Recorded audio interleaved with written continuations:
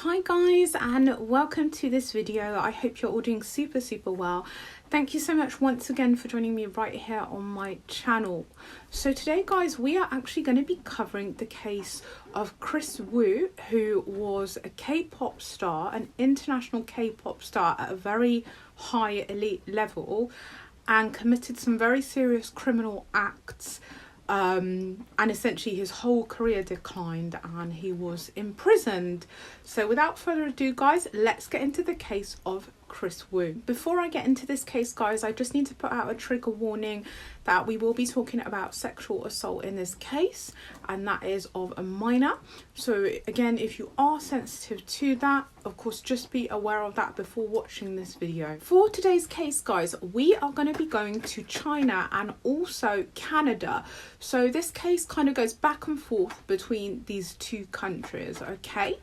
So, Kris Wu was born on the 6th of November 1990 to his parents Lee and Stacy, who were from China. So he was actually born in China, and his parents actually separated when he was very small. He was a toddler, and they divorced when he was around the age of 2. After his parents' divorce, he is living with his mum in China.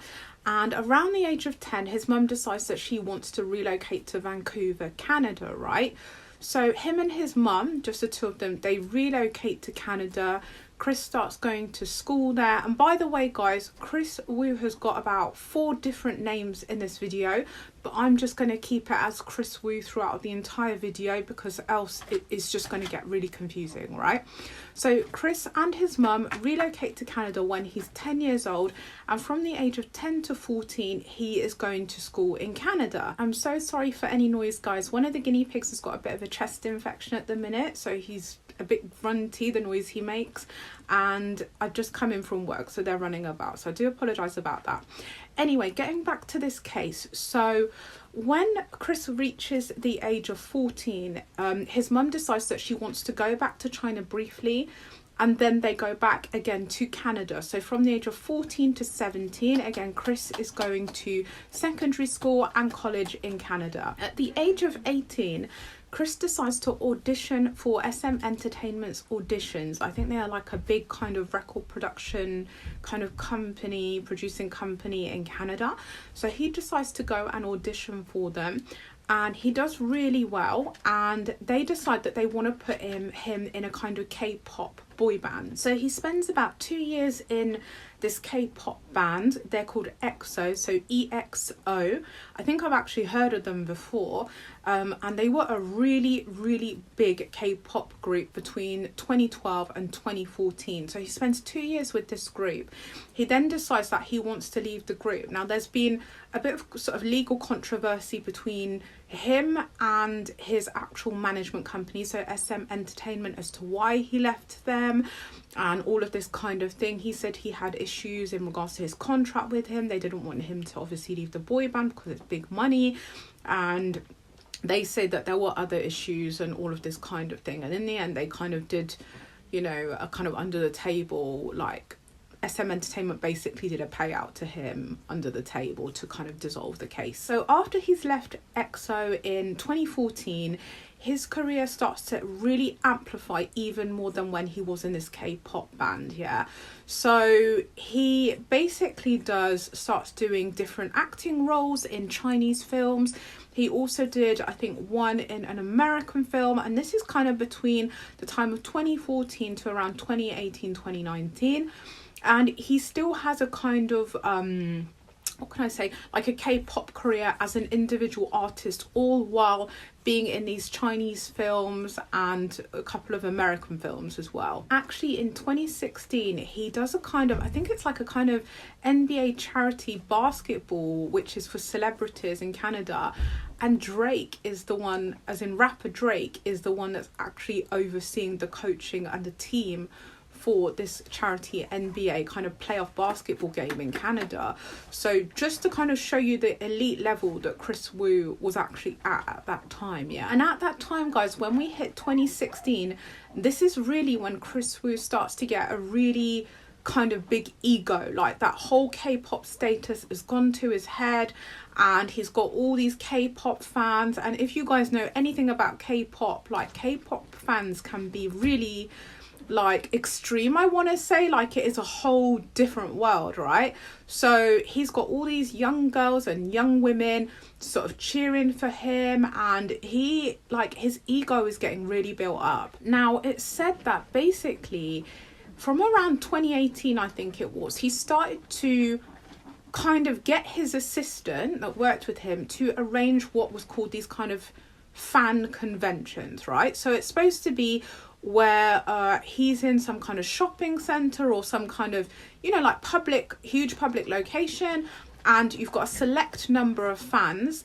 It's supposed to be quite a big group still, like 100, maybe 200 fans or so, that come to meet him, you know, to chat with their K-pop idol, basically. What starts happening is his assistants like messaging all these random, you know, young K-pop fangirls and telling them to come to this convention to meet their idol Kris Wu, right? So you can imagine these girls were super excited. Some of them were very young, so some of them were underage, they were 16, 17, and some were a little bit older, maybe 19, 20 years old, right? And bear in mind, around this time, Kris Wu is probably in his mid to late 20s, okay? So basically his assistant's arranging for all these fangirls to come and meet him. Now again, these girls, like I just said, guys, they think it's in a shopping centre, in some public hall, in some kind of, you know, convention place. So they get given the address for the location, and it turns out that it's in a hotel. Now initially some people would think, okay, yeah, there are hotels that have like meeting rooms or big rooms for conventions. That does exist. But this meeting with Kris Wu, these meetings are not in these kind of convention rooms that you see in hotels, yeah?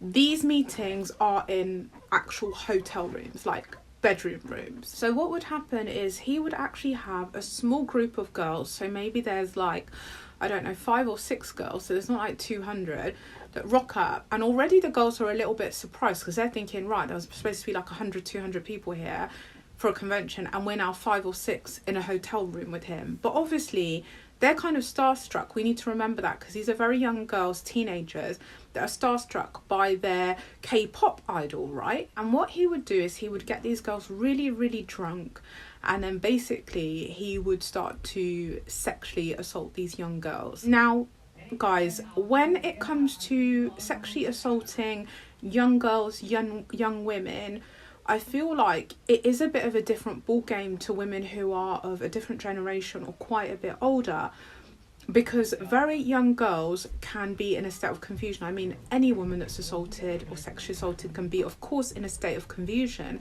But if you're like a teenager, it's like you're distressed, but you might be even more confused as to what to do or not what to do. And again, this is someone that's done this to you that has a very high elite status as well. So for the next 2 years or so, until around 2020, all this kind of situation goes on under the radar. Like, it's kind of like rumours were kind of circulating about Kris Wu, and his management company knew. So this wasn't SM Entertainment, this was another company now he was under after he left them in 2014. But his management company knew kind of what was going on, but they decided to kind of turn a blind eye to it, because he was a very elite K-pop star. Like, in the world of K-pop, guys, I think he was the first K-pop artist to have, I mean, I think to reach like top 12 in China or in Korea, in 19 years or something. So he was like really at that top elite level of probably the top 15 K-pop stars at that time, yeah? What happens is he ends up meeting a girl called Do Mezu, and I think this is around 2018, 2019 he meets her, right? Or maybe a bit after. And she actually dated him, yeah? And at the time when they met, she was 17, so she was a minor, and he was around 30 years old or 29 years old. So already this guy was a big predator of very young girls, a paedophile, and was a rapist. So it's kind of the same format, guys, as when he met all these girls in a hotel when he was 28 in 2018. And that was something that would happen regularly, by the way. It wasn't like a one-off, yeah.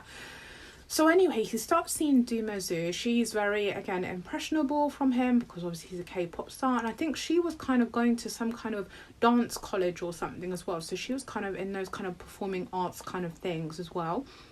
So they started seeing each other. And to be honest, I'm kind of thinking, like, how did her parents allow this, given that she was 17 and he was like 29, 30 years old?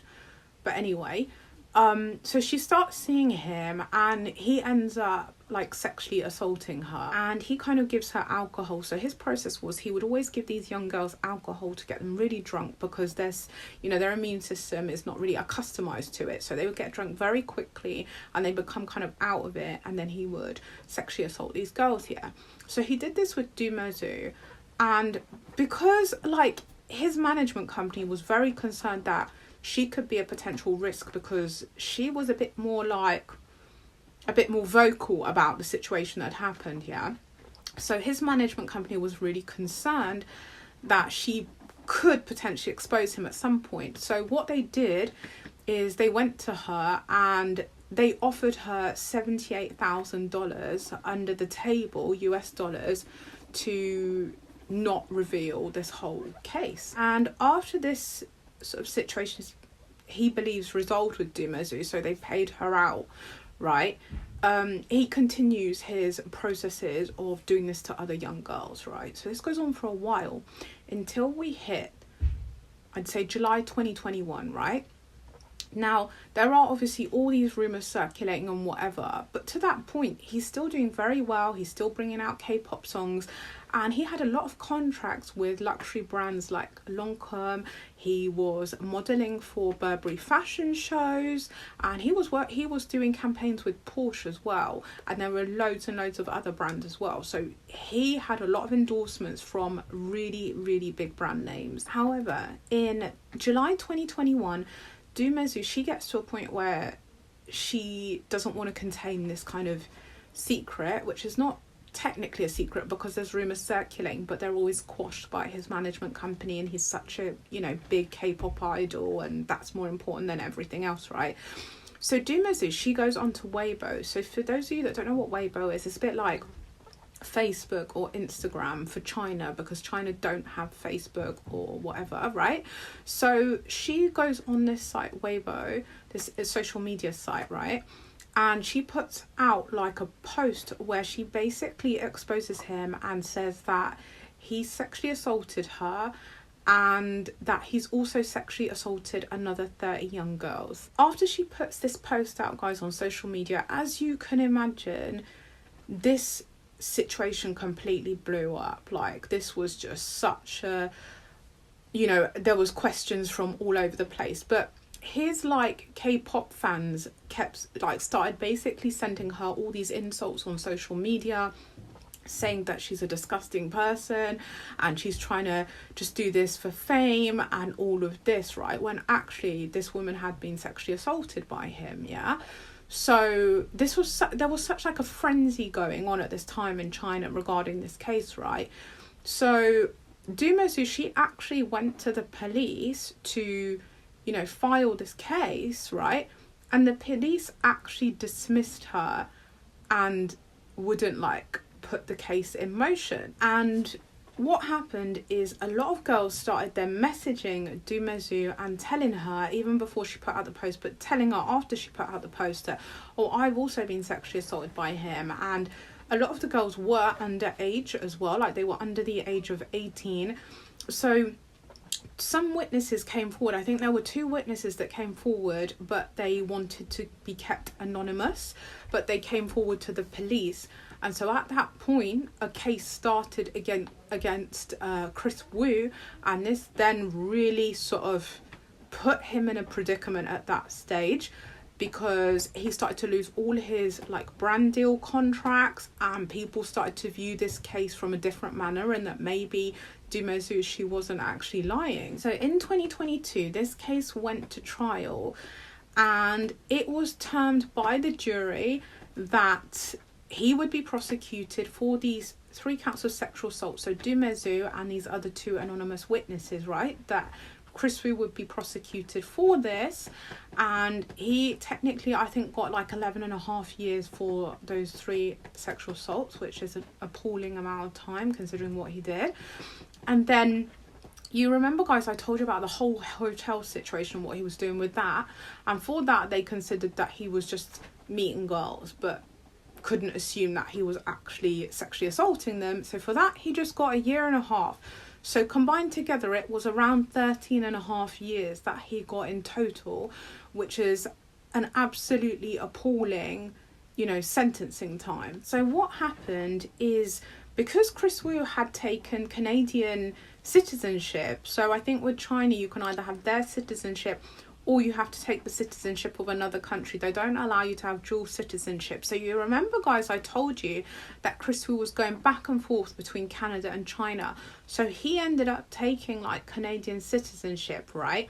So when this all went to this whole prosecution case, the Canadian embassy came out in support of him because technically he's a Canadian citizen now. And so the Canadian embassy and Kris Wu's lawyers tried to appeal the case in 2022 after he was sentenced to 13.5 years in prison by the Chinese government, right? Because they tried him because the criminal acts had been committed in China, right? So he was tried in a Chinese court, yeah?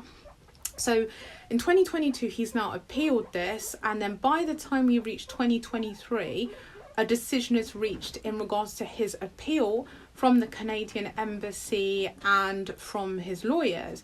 And what they determined, the Chinese court, is that they're going to upheld his conviction, which means that they don't accept that he basically hasn't done the crimes that he's committed. And I'm so pleased that the Chinese government upheld, you know, the convictions that they put in place, which were the correct ones, and so he was sentenced to 13.5 years in prison. Now, guys, I feel like when it comes to K-pop stars specifically, and we now see a lot of K-dramas on TV and Netflix and all of this, yeah, these K-pop idols have a very elite status, and we all know, because there's been so many documentaries now about K-pop idols as well, that they go through a very rigorous training regime as well. And there's a whole side to K-pop which is very dark, and I think either people can see that or they can't see through that, and they really love K-pop and K-drama. It's one or the other, basically, right? But there is a very, very dark side to K-pop and K-pop idols. When it comes to female K-pop idols, there's so many things that have come out about them committing suicide, about mistreatment, about them starving themselves and being anorexic, and then the male ones again committing criminal acts and all of this kind of thing. I forgot to mention, guys, that Kris Wu has also worked with people like Travis Scott, so Kylie Jenner's partner, and Jhené Aiko, who's such a big kind of R&B soul singer as well. And then obviously he's worked, like, met Drake and everything. So he is someone that was very, very high ranking K-pop wise in China, in South Korea as well. And he really abused of that K-pop elite status to do these to these young girls. And the fact that some of these girls were like Du Meizu, she was 17 when this happened and he was like 29. And it's difficult to comprehend how he got a 13.5 prison sentence, 13.5 year prison sentence on the basis alone that he did this with a minor. Just on that basis, the sentence should have been much higher. And I feel like the sentence was alleviated and lessened because he is a K-pop idol. So guys, that was the case of Kris Wu. Let me know what your thoughts are down below on this case, guys, because it is quite a prolific one, and it's one that, has come out a lot in the press very recently, within this year, in the last couple of months as well. So let me know your thoughts on this case. You're welcome to leave case suggestions down below for international criminal cases or cults, international cults that you'd like me to look into, lesser known ones as well. And I hope to see you very, very soon, of course, guys, for another video.